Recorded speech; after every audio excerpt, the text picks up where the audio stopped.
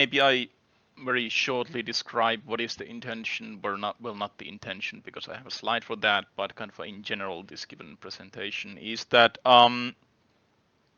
obviously this is for the GameLAB teams, so this is not, let's say, a generic lecture of some specific topic.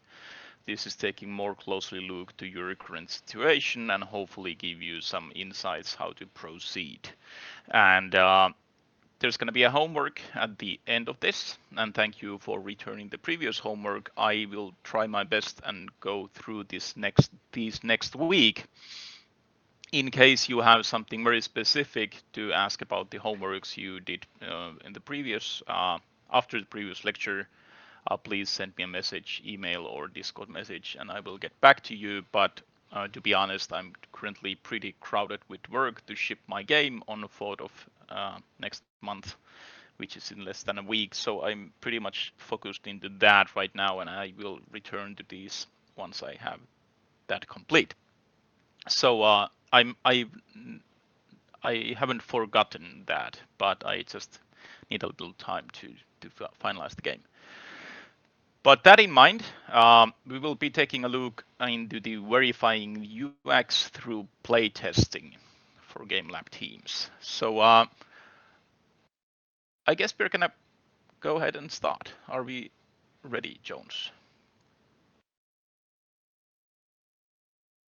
All right. Okay, cool. So verifying UX through playtesting for GameLAB teams, and this is for you teams, and maybe we just jump into the next slide right away. So the intention of this given presentation is to give you a basic understanding of the importance of the user experience.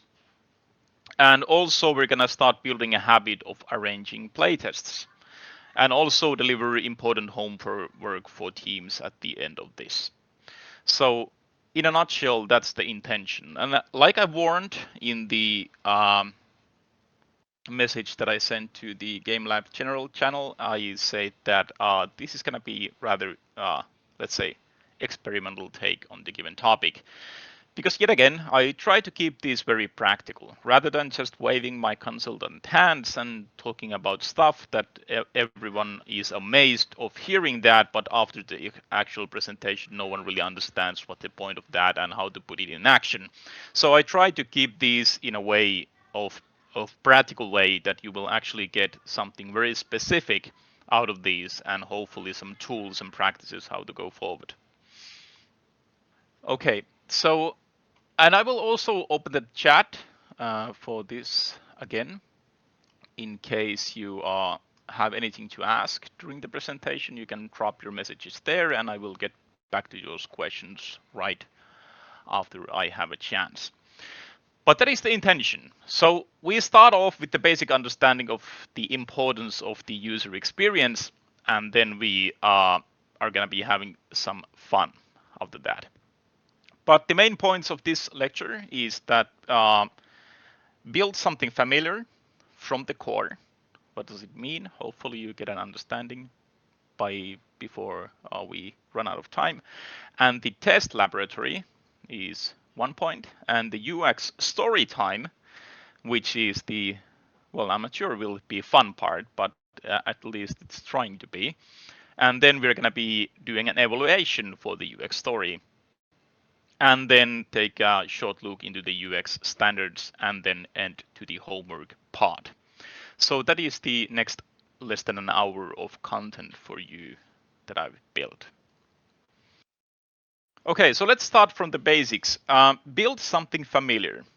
It's very hard to make a game understandable and clear for the player if your core design is something strange and unfamiliar in the first place. And I've learned this through the hard way. I've tried to make so-called, let's say, artistic games.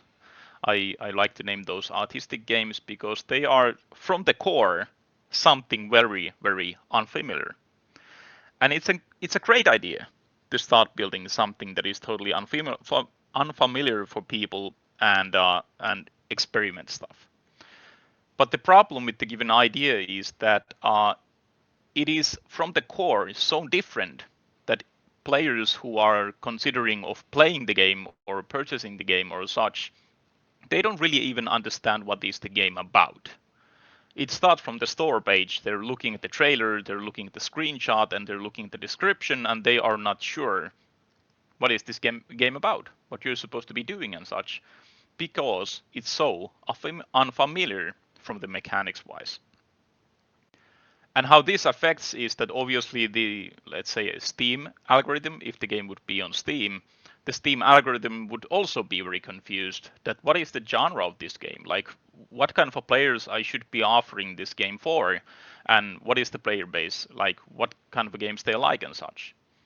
So building something unfamiliar risks a lot you into making something that even the algorithm doesn't understand who is the game for, and you're making it very hard for the algorithm and for you to get those sales, but also for the player to even understand that is the game for them. And in today's very crowded market, when there's like games being shipped more than ever, uh, it's like especially important because people don't really wanna spend their time with unknown games that they don't find any point in trying out and such. So as a small indie game developer, you are making it very hard for yourself if you're building something unfamiliar. So games follow rules of a specific genre. And this suits to the UX design pretty well because the UX design also follows rules. And depending on the genre of your choice and the game you're currently building, there are rules. There are, as an example, if you're making, let's say, an FPS game, most definitely the player is expecting the movement to be happening from the WASD keys, as an example. And shooting is most likely the left mouse button, as an example. If you would be doing something different, it would just make people very confused. Like why this is there and why it goes like that. So depending on the genre, there are already standard controls, animations, and even sound effects that give a hint for the player what is happening. But yet again, depending on the genre of the game, we have different rule sets already being formed. The older the genre, the more rules there are that the players have already acquired as a standard for the specific genre. And if you're digging into, let's say, a genre that you have never made a game for before, yeah, you should definitely understand and play those games and understand better what is those rules in that specific genre.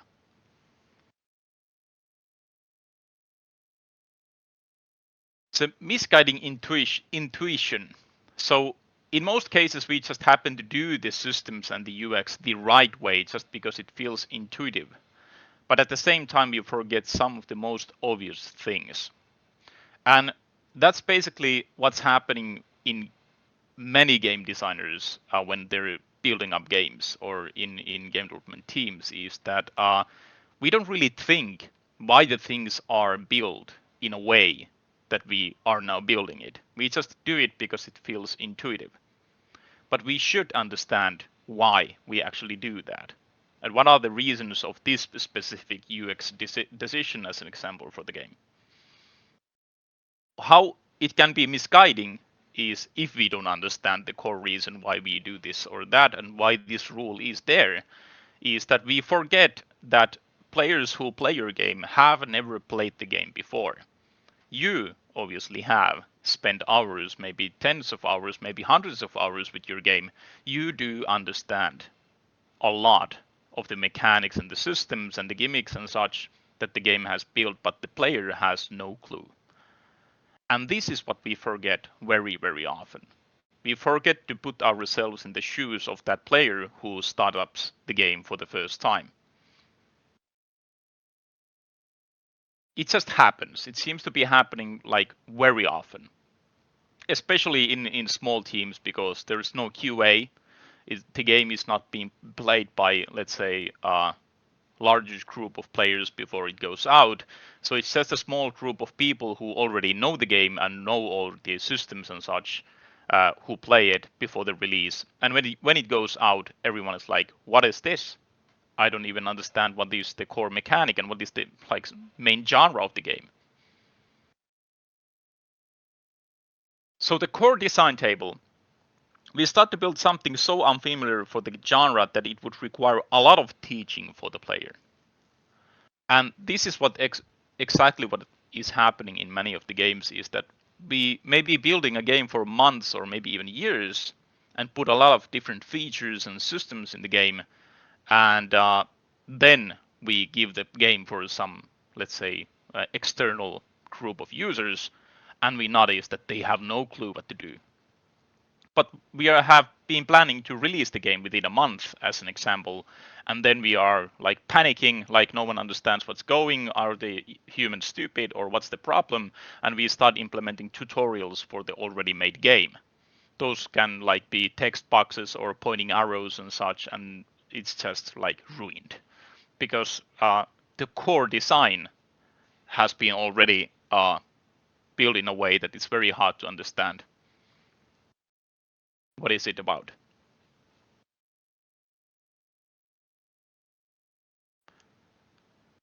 So the core design table is something that if you fail that part, you've lost already.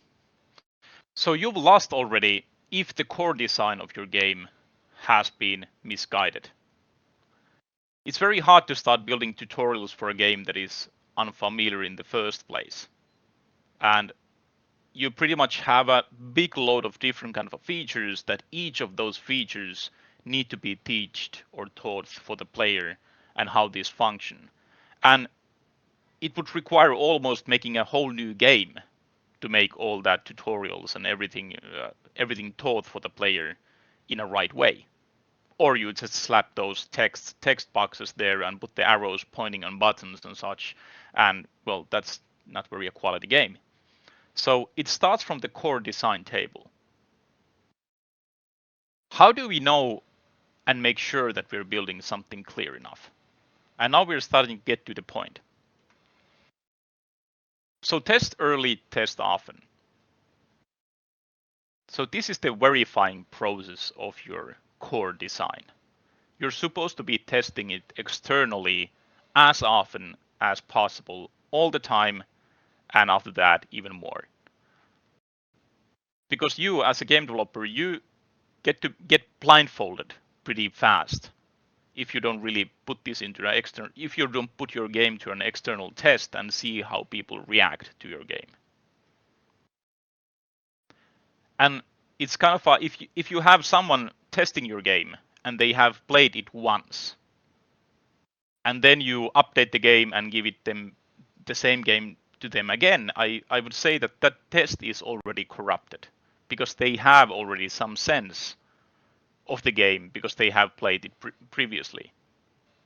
So instead of instantly giving access to everyone to try the game, we should be building different test groups who got to play the game for the first time at different stages of development. And that's very important when building your test environment for your game and when starting to do external test for your game. The right answer is not to just open it up for everyone. You should have external groups who slowly play the game for the first time, and you get that fresh thoughts from the people who played it for the first time and understand better what is going on in the game and what's the problems, what are the bottlenecks that the players don't understand and such. Once those first timers had played the game and you see that, well, they didn't understand to press this button, or they didn't understand that you can actually, I don't know, parry with your sword or use your shield or something like that.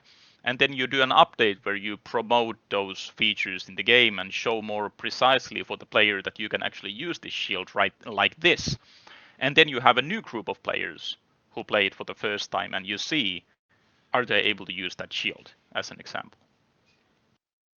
But if you would be giving for players who had played the game before, it's corrupted because they already heard it from you, as an example, that there is a shield that can be used.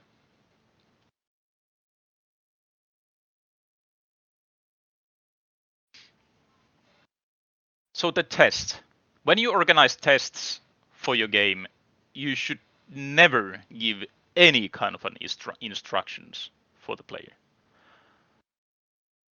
I would say that the only moment that you should give instructions for the player is that if you are so early in the development that the game doesn't tell basically anything for the player, then you may have to say, I don't know, the buttons from which to move or something like that, or maybe not even that. Because if the player is not able to realize those buttons by themselves without you telling that, as an example, it's already a big problem. In user testing, we always want to simulate the moment of some random playing your game for the first time without you.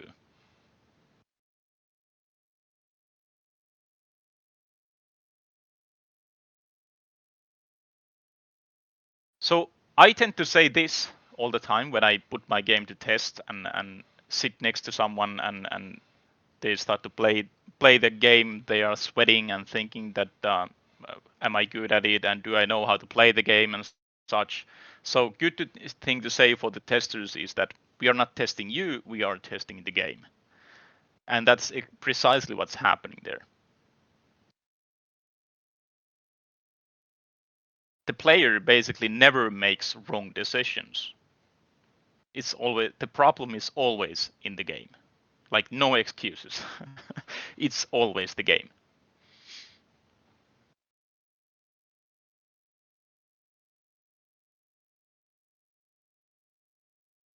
So, when the players get stuck, as an example, when you're playtesting your game, your notebook should have an entry. You're not just face palming at the background and thinking that why is he so stupid that don't understand to press that button or something like that. Your notebook should get an entry. You should now focus on making that specific moment more clear for the user. And no, you won't be slapping a text there that press a button. You consider your options how to make that in much more, let's say, interesting way for the player to understand what to do. It's good to bear in mind that when you do these tests, after every test, you should have like dozens and dozens of different bullet points that you have noticed that the game needs to be improved in certain areas. And that's the intention of the whole test, that you have a lot of things that you discover from each of the tests, and you see that even those minor things that the player don't even realize that happen, but you as the developer you see that he missed that, or maybe he's getting too less of I don't know money from those objects, or maybe the damage of that item is not good enough, or it's too good as an example, and it should be balanced and stuff like that. But to be able to do that, you need to have an opportunity to put these entries to your notebook, so-called notebook, and understand better how the players behave in your game.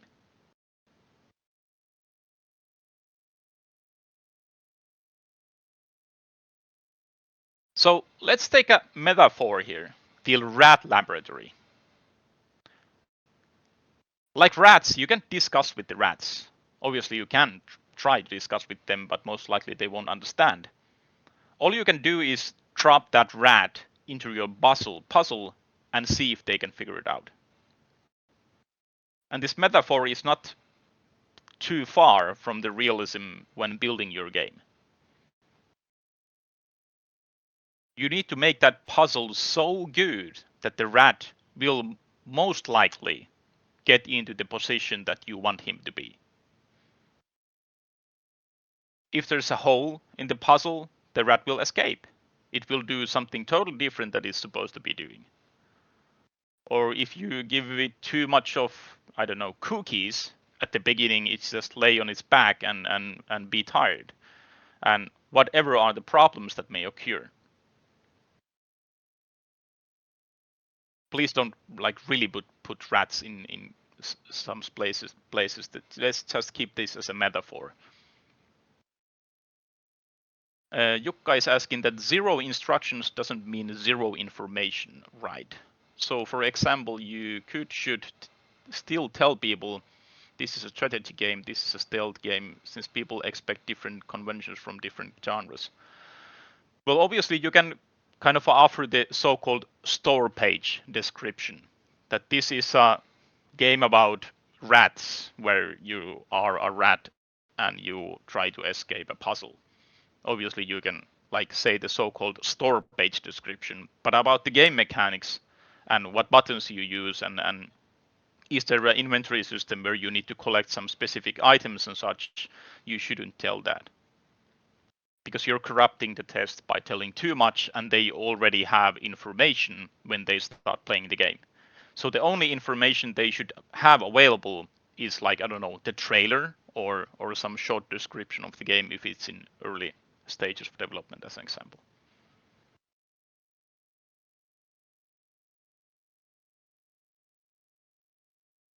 So the rat laboratory is actually quite a thrilling environment.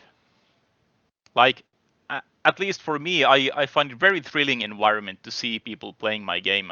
I just like hold my hand on top of my mouth, do not talk anything, because I would love to say that don't do that or try that or don't press that, and maybe if you press that button, try what happens and such. I just need to be very quiet and think about the stuff in my own head. Like, oh no, she played for 10 minutes without realizing how to use the X tool. I thought that the X tool in the game is like very important tool, and if the player starts to use that at the beginning, the game will be much easier. But now when I'm looking at this player playing the game, she is not even using the whole tool, and still she's going forward, but very slowly as an example, but that's not the intention. So maybe for the next update, I give more clear instructions that there is this X tool and you can switch your tools by pressing these and these buttons, as an example. Which in many cases may lead that when you do an update and then you put another test run for the game, you see that yes, they actually understood to use that button, as an example, or that tool or whatever was the issue in the game. That's progress that you get during these different tests. Or you hopefully get that progress. And obviously, if you want to feel that sense of progress, you need to be having those notebook entries to understand what were the problems and the core issues in the game that you updated, and now you're testing if you were succeeding to make those more clear.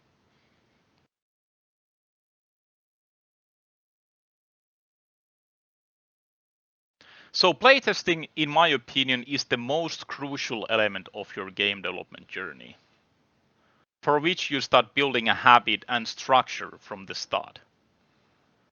And what I mean with building a habit and structure is that you should like constantly seek for new players, new people who would be interested in testing your early versions of your game. And you should constantly do that and build around, let's say, I would call that a community. Maybe it's not a community, but let's call it a test group of people where new people arise all the time and they want to test your game. Quite uh, in some way, you are doing marketing by that, but that's not the main intention. Obviously, it will happen, even though if you don't want it. But the main reason is that you want to understand what is the core issues in your game and how to make it better. And you are not the playtester, like period. You are not the playtester. You will never be your own game's playtester. You need people who have no experience in your game to actually get an understanding that are you even close to making something that is understandable.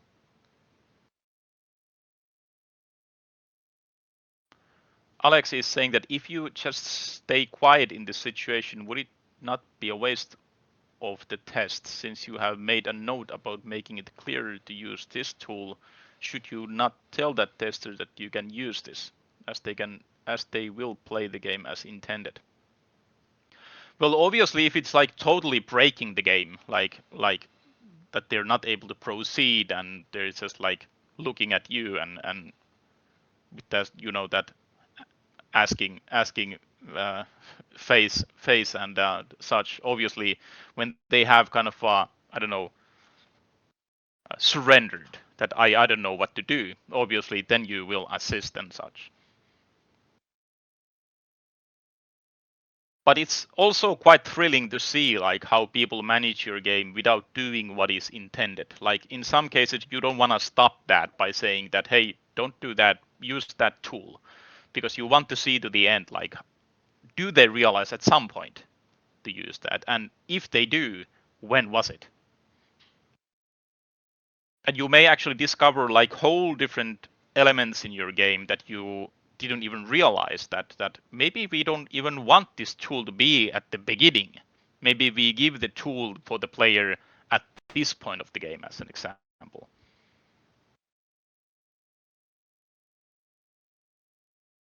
So, answer to your question, I think, Alexia, that you should keep your mouth shut as long as the player is playing. But if the player starts to, let's say, retreat from the situation or is so stuck that they want to stop playing or such, obviously you want to interrupt and help them out.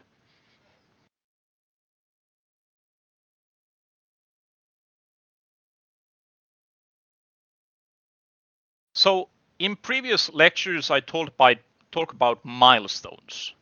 Uh, and we are going to be taking these milestones to a next level and taking those to the testing environment, or take the testing environment there. The playtesting is a kind of a module that you should implement in your core development cycle. And I'm not only talking about this one specific game that you're building right now, but for games to come that you're going to be building.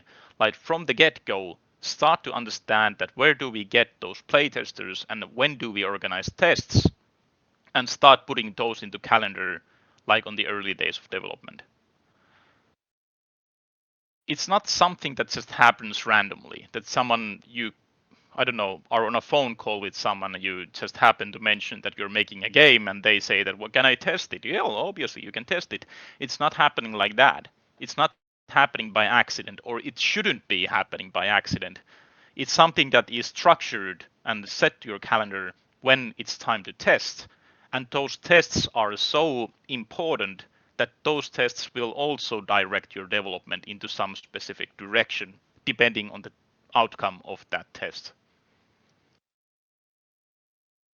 So by implementing this playtesting module as part of your development cycle, you can pretty much like sum it up that you will do that milestone, you will do those features and systems that you have planned, and after the milestone is over, you have that set timeline which you have told for the testers, and they are prepared for the test, and then they play your game that you established during the milestone development, and then you see how you managed. And after that test, you have loads and loads of things that you want to be doing for the game, and then you do those stuff, or let's say the most important stuff, and then you do another test and see did it improve or maybe go worse. I don't know.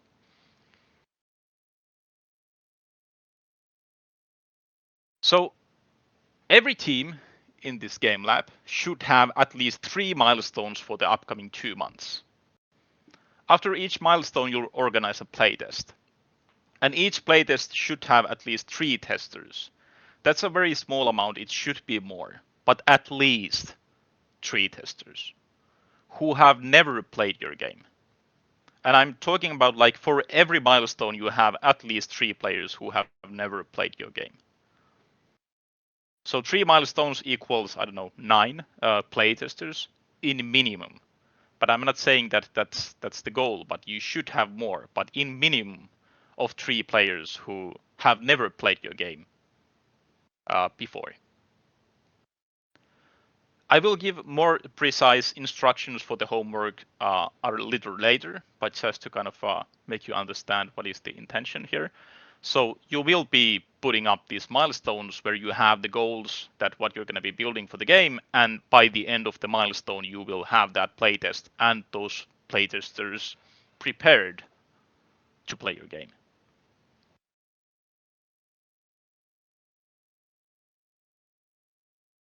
So the user experience now is the story time. So I wanted to try this a little different approach in explaining the importance and the, let's say, the complexity of user experience. I'm I'm gonna be telling you a story. What was the next slide? Okay, yeah. So I'm gonna tell you a story of a beginning of a game. And after the story, we will evaluate what should be developed to make it into a reality. This example story could be your first polished prototype, which we aim to complete by the end of March. So as an example, like the story that you will be hearing is like could be, as an example, the game that you have by the end of March, or the amount of content and what's happening on the game and such. I want to try this. I had a plan of putting an audio on the background. Let's see if this works. I don't even know. Do I have audio? Let's try that. Can you hear some noise?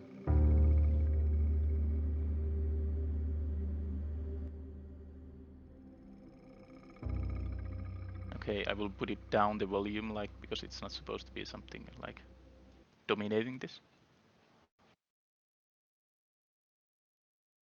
Okay, so here we go. So keep your ears open and try to kind of visualize the whole game. And we will talk about after the story, like what did you notice in there. So stay a while and listen the UX story. A rat finds himself in a corridor, which looks like a little scary and dark. The rat feels exhausted. Half of his HP is missing, which is visible on the HUD of the game. There's some hearts on the HUD showing that it's missing half of them and not on maximum HP. The rat has a rusty looking sword in his hand. It's animating calmly up and down while the player is still standing still. There is a warm light glimmering at the end of a corridor which seems like the only route that the rat can take. There's some environment ambient sound playing on the background, suggesting that she is in some building or maybe in an underground tunnel.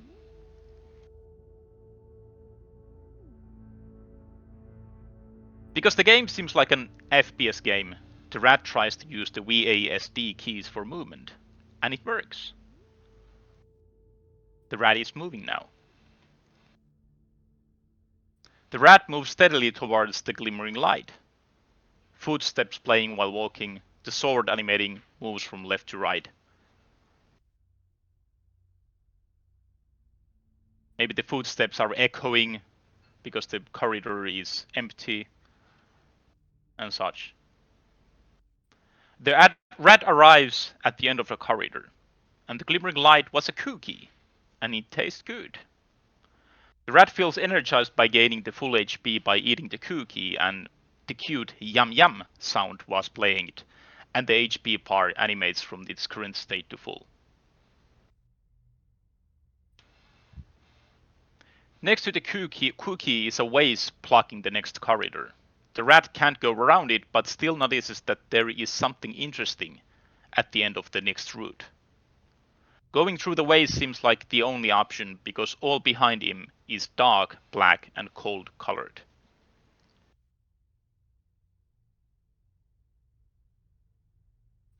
Because the rat has played FPS games before, he tries to use the left mouse button to use the sword, and it worked. With a fancy swing, the vase got sent to an oblivion with a nice effect, and the road is clear now. By destroying the vase, it created a nice looking coin on the ground. The coin is blocking the corridor, so the only option is to run through it.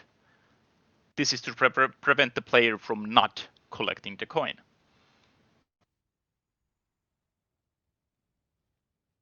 The rat runs through the coin and it gets collected with a pleasant sound effect, and the coin flies with a nice animation to the left top corner of the HUD. The coin amount appears with the fancy animation showing that the rat now has a single coin.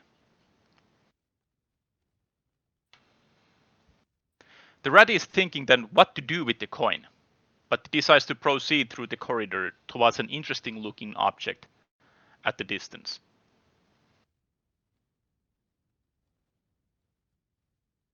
A trap triggers. The rat couldn't notice a spike trap in the corridor and it made a loud bang, scaring the rat and she lost a couple of HP. The rat explores the area and noticed that a different colored tile on the ground, which now pressed down like a pressure plate. That must have triggered the trap. The rat continues towards the colored thing at the end of a corridor and notices that there is a cute little shop with a cookie banner on top of it. It looks just like the cookie she ate earlier.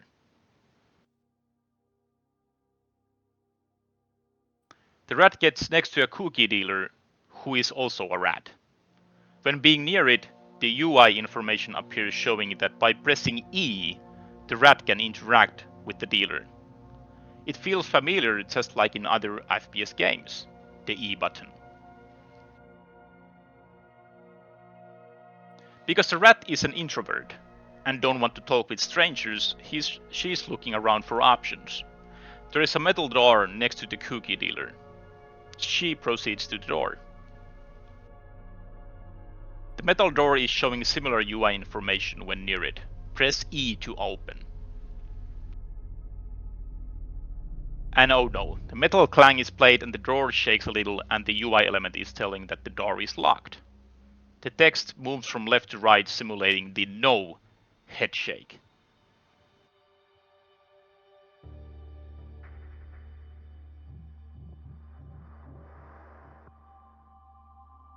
The rat decides to look for guidance from the other rat and interacts with the cookie dealer. Don't go outside, it's dangerous out there during the night, he says. And there's a lot of information from the rat. It seems like there is night, and I can go outside. Within a single sentence, we have described a lot of the story. But the rat didn't read the text, because she doesn't really like reading instructions. The message was short and easy to read, but the rat still skipped the dialogue immediately when it appeared. But still, there was a voiceover playing at the same message, and the rat heard it. The text dialogue that appeared had an press E to open shop, which the rat didn't really read either, but thought that maybe if I use the same key I can go forward with the dialogue. She did it by instinct, not by intention.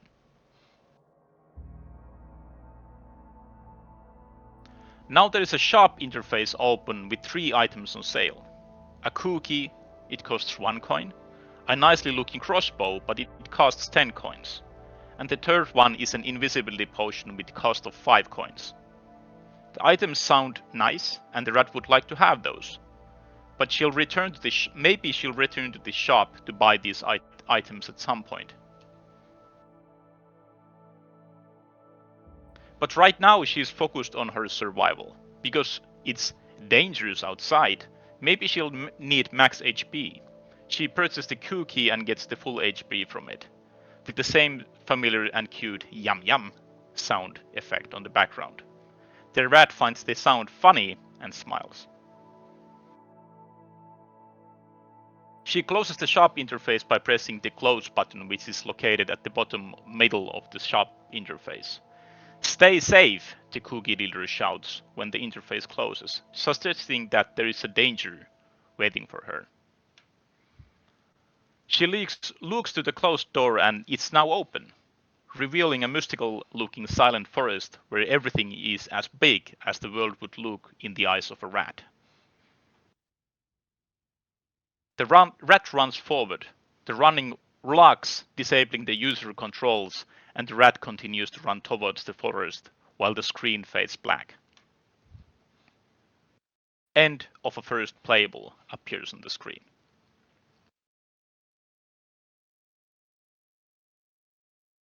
So there's an example UX story of a game that took into account a lot of, let's say, functionalities of a game that we just thought for the player. I'm not sure how you followed that story, but if you noticed that there was a lot of things that we gave information for the player without showing any text for them or putting any instructions or such, because we used that let's say the FPS UX standards a lot in the controls, so we didn't have to tell those, but also we used things in a repetitive way to show the player that this thing that you did before now takes into effect again, as an example. So did you notice any kind of things that we thought for the player within that rat game, as an example? You can put on the chat if you still remember the story, your thoughts that did you notice things that we actually thought for the player.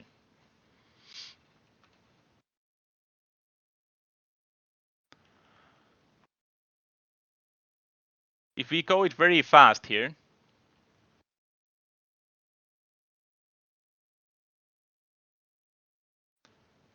the beginning of the game, you have lost HP. You see it on the heart that it's missing HP. And there's a rusty looking sword in the hand. There's animation built for that. It looks nice. And that warm light was directing the player to some specific location without telling them that you're supposed to be going there. It just had the glimmering warm light at the end of a corridor, suggesting for the player that this may be the right direction. And then we did, with the ambient sound, we were showing a story and telling more precisely for the player what is the location.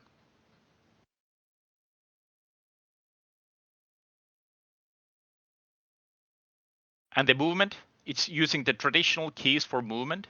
You don't have to tell that separately for the player that you use WASD keys, because those are the tradition or the kind of a normal thing in FPS games, that is for the movement. For the users that don't have the WASD keys, they will press ESC and go to settings and see if they can change the controls. But most of the users will have that WASD keys, and we can just dodge that by not showing on the UI, as an example. And these footsteps and walking and the sword animation and such are things that we need to be doing if we want to make the UX feel nice. Because that's what the user is expecting, that the sword will animate nicely and there are footstep sounds that echo in the chambers and such. And in here we obviously tell that the cookies give HP. And also that yum yum sound that was mentioned on the chat. It's like something that you wanna promote all the time in the game. That when you feel the yum yum, you know that something good is happening. Here we showed or forced the player to use the sword to get through. We didn't tell the player that destroy this vase by pressing the left mouse button. We just put a vase on a place that it needs to be destroyed to continue. But we show that like behind the vase is things that are interesting and you should go there. And the rest of the world in like behind him and such are dark and black colored, because we don't want to make those to feel something that the player want to discover.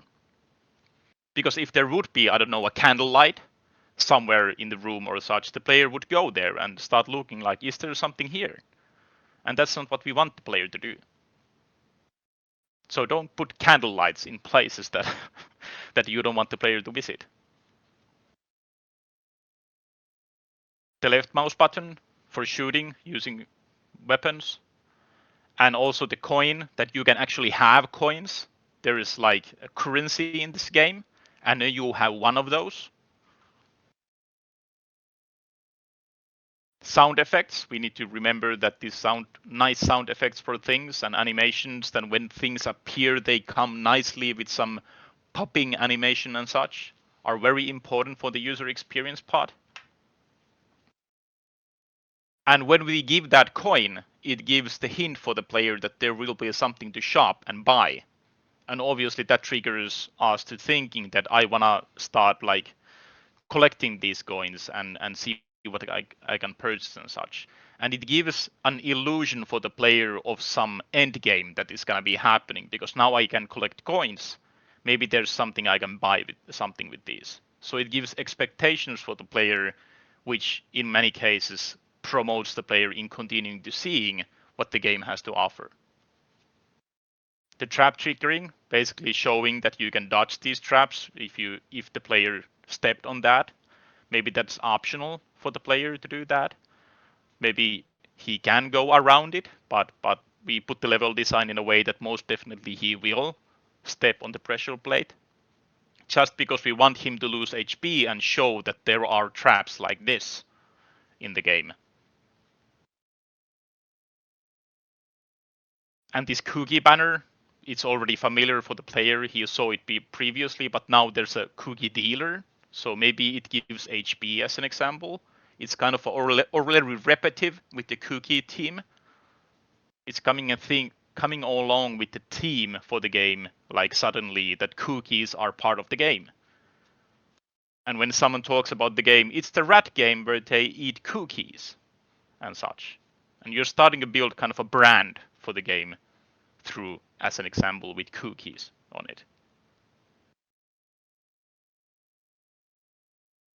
The UI information and such. So there's a lot of information you can put into a game without actually telling the player what to do. And that was the intention of this given UX story.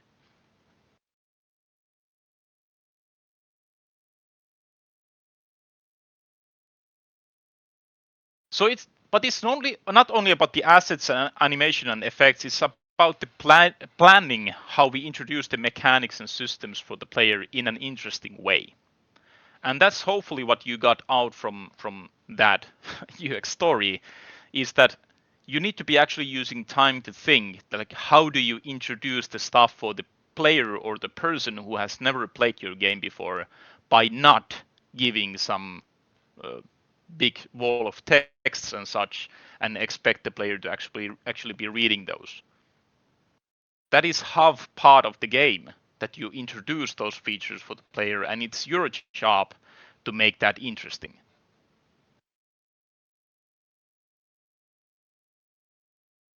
So to put it simple, the players want to discover the features by themselves, not being told. And that doesn't mean that we make a sandbox game. It just means that we make an environment which is totally scripted, that we know what we want the player to be doing, but we just make it so obvious that the player feels that he discovered it himself. And that makes the player feel wise. And feeling wise obviously feels good. And when you feel good, you want to continue doing the stuff that you did, which correlates in many cases to a good game.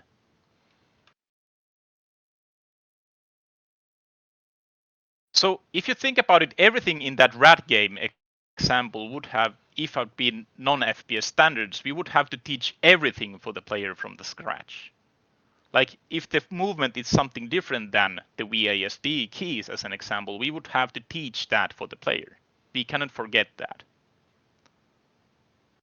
So this highly leans into the genre choice, that when you understand the standards of that genre, you can use those as a tool, because you don't have to explain those for the players, because they already know those.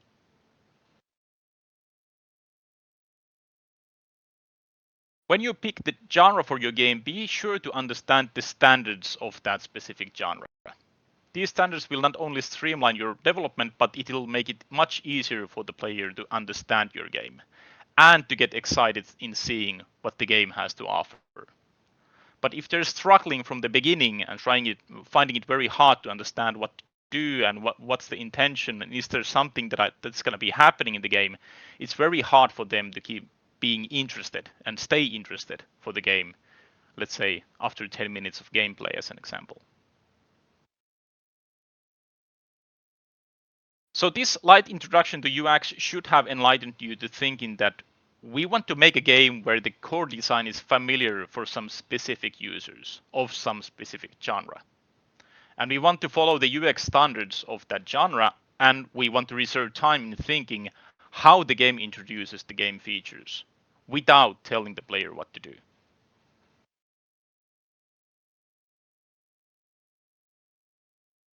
So now let's go to the homework part.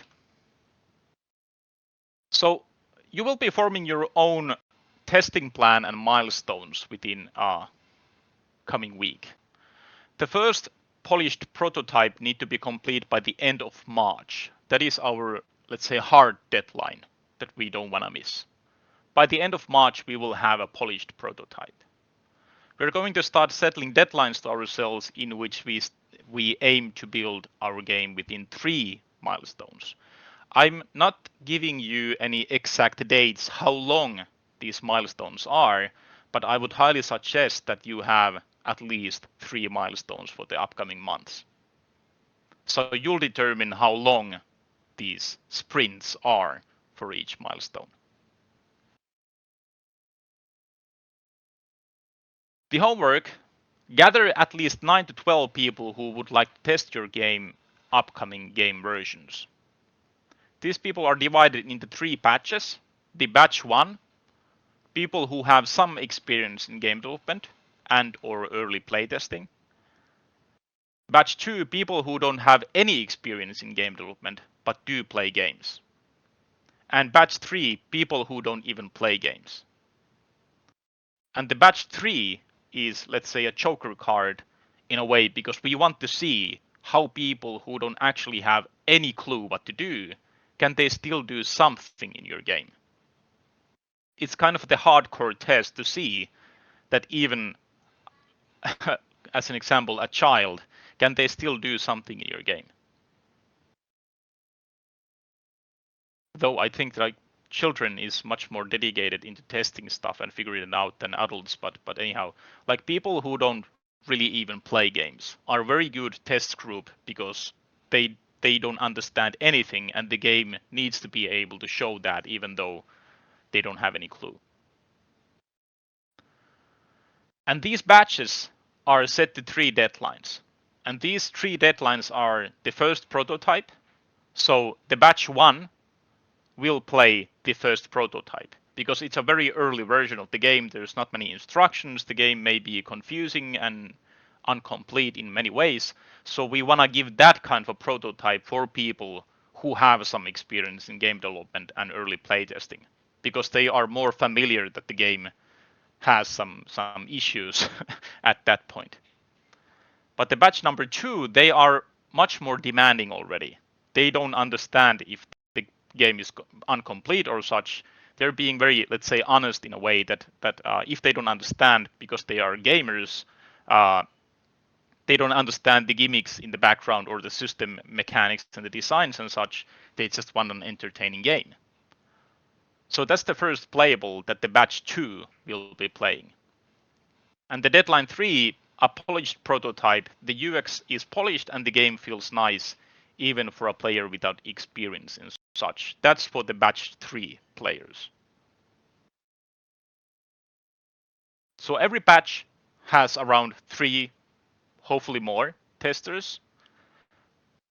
Hopefully like more closer to 10, I would suggest, but at least 3. So every batch has that amount of people, and every batch has their own version. Obviously, the players who have played your game before can play the later games as well, but it's very important to remain or keep players to your pool of testers who have never experienced your game before. And after each milestone, you'll organize a test session for the batch 1, 2, and 3 and gather feedback.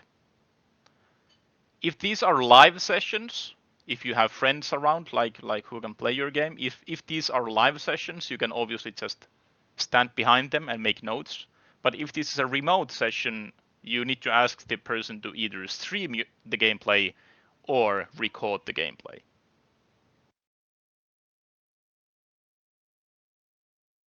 But you need to see the kind of the live footage, or the live footage of that first game experience.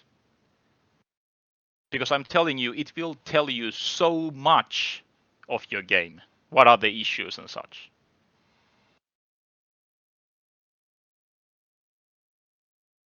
So I will take the image of this and let's put it there on the chat.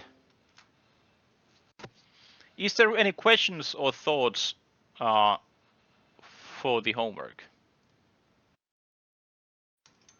Whoa, someone is requesting to speak, please. Hello, can you hear me? Yes.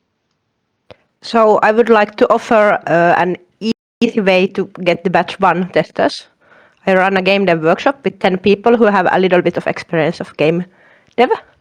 And we would really like to test games and do it every 2 weeks. So if someone from some other team wants to reach out to me, I could get you like about 8 testers. That's super nice.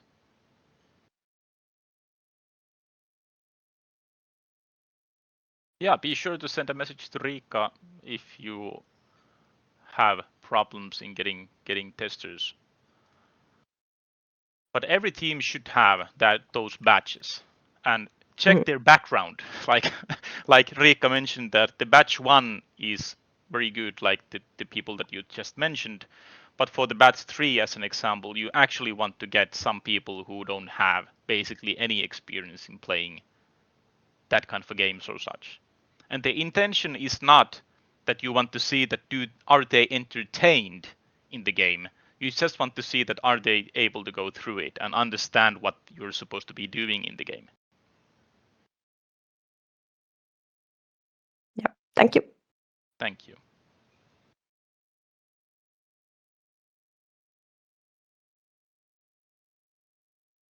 Any other questions or thoughts? The homework image is on the chat, so you can take that or take a screen capture of the screen right there.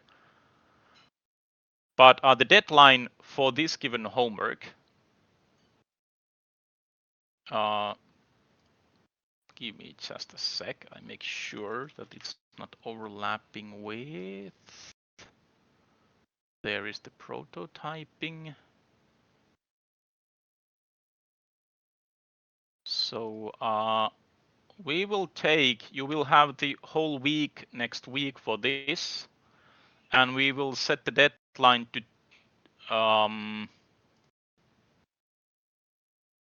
6th, Friday 6th. That's the deadline to have this homework complete.